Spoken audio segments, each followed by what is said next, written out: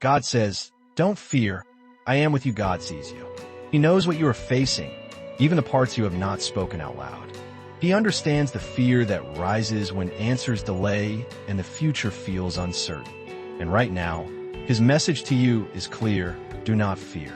Fear may try to convince you that you are alone, but God has never stepped away from you.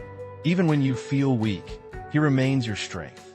God says in Isaiah 41 verse 10, "Fear not, for I am with you. Be not dismayed, for I am your God. I will strengthen you. Yes, I will help you. I will uphold you with my righteous right hand."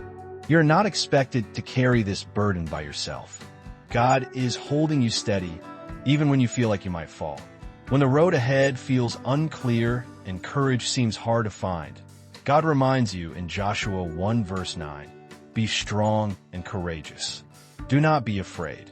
Do not be discouraged, for the Lord your God will be with you wherever you go." You may not know what the next step looks like, but God is already there. He walks with you in every unknown place. Even when life leads you through dark seasons, God has not abandoned you.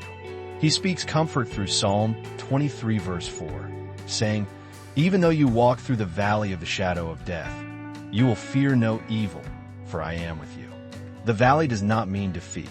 It is simply a place God walks through with you. God also reminds you that trials are not signs of his absence. In Isaiah 43 verse 2, he promises, "When you pass through the waters, I will be with you. When you walk through the fire, you will not be burned." You may feel the pressure, but it will not consume you. God is protecting you even now.